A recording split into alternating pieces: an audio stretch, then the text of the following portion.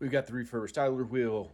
We've got a bag of replacement capacitors, only one which is going on here. So we're going to get into this motor and clean her up, clean her out, and put some new oil in there. Also, I'm baking cookies. All right. Working on this motor, sometimes this can be an absolute beast to get apart. Um, I don't know what they do to keep these things glued together or put together so strong, but like the top part came off pretty easily. We were able to take the spindle. I mean, look how it looks worse here than it does there, but that's just dirty. Just a dirty duel. But yeah, we got the pulley off. We've got the top part taken apart, and we're trying to get this bottom apart because I don't really want to mess around and try and clean this piece right here out and then get oil and stuff on the inside of this stuff. He says as he's touching, well, I'm not touching the inside, so we're fine. But this bottom part is it's on there pretty good. So we're going to be really careful about trying to pry this off with some screwdrivers. And if worst case scenario, I may go get the heat gun just a little bit. But what we're trying to do is we're trying to just get down in here. There is a manual or a way to completely refurbish this. I've done that in the past. I really didn't tell much of a difference between when I did it and when I just cleaned this out really well and put new oil in it.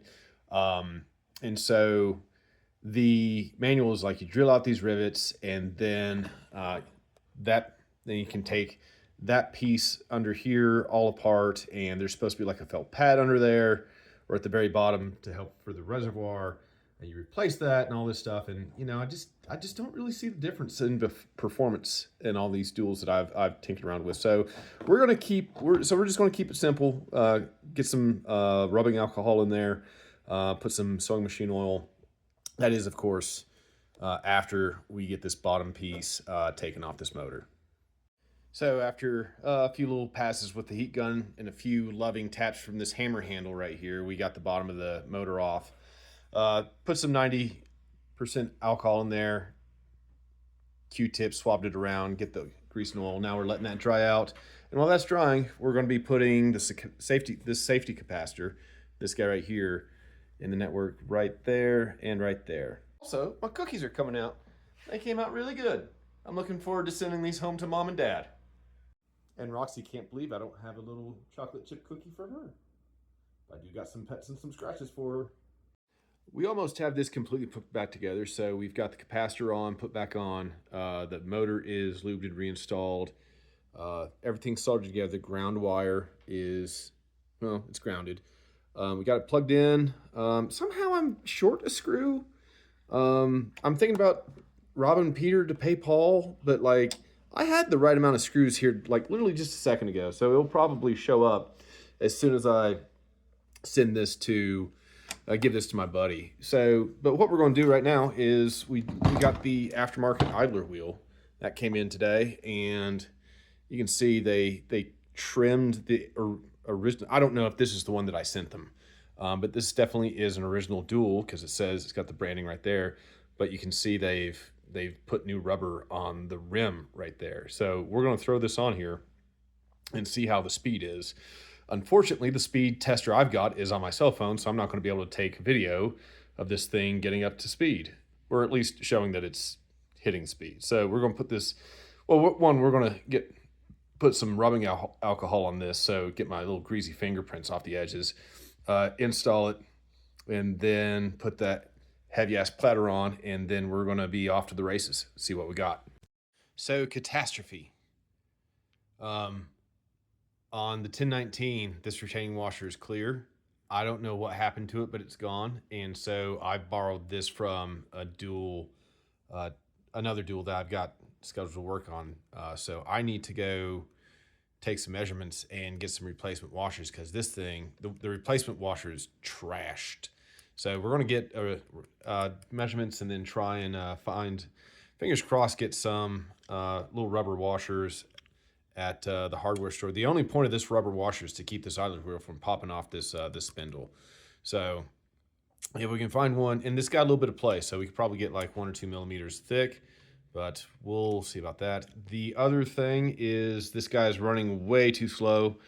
And so what I think is happening is when I put this pulley back on, I had it mashed all the way down. Let me push down. And so, you know, when you're doing the speed selector, you want to get your pitch like right in the middle, and that needs to hit the pulley. Now let's get down a little bit, see how it's a little bit higher. So that really doesn't give you a whole lot of room to work with. So what it's supposed to hit is like right smack dab in the middle. So we're going to, and it needs to be in the middle on all four sides. So that's 16 RPM, that's 33 RPM, 45, and then 78. So because the first spin of this guy was incredibly slow, which is not a good sign. So I'm really hoping it's this guy right here. So we're going to sense that pulley down and we're going to give it another shot. So we got the pulley adjusted. Well, let's go in a little bit faster. I'm going to pause this video and make sure that we're in a good spot, hitting close to 33 and getting close to hitting the proper speed. And then we'll run through the auto features to make sure it's setting down at 12, 10, 7-inch. But let's just see if this auto return works. And you just swing right back over and you drop down. You go down.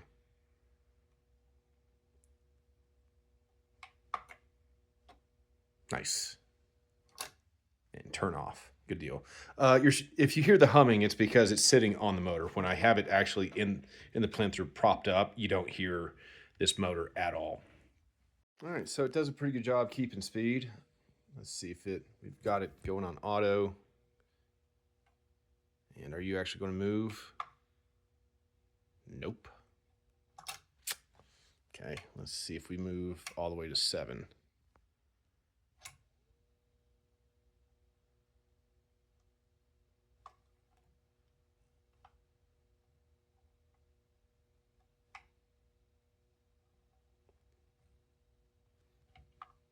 Okay. All right, let's move it over to 10.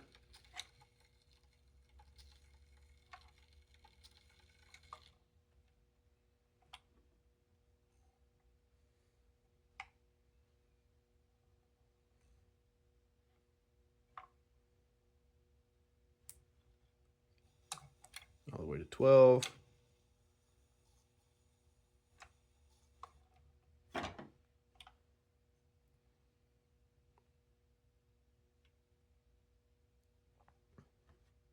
Would you like to scooch? Nope. Fuck you. You're not going to 12. Let's try you again.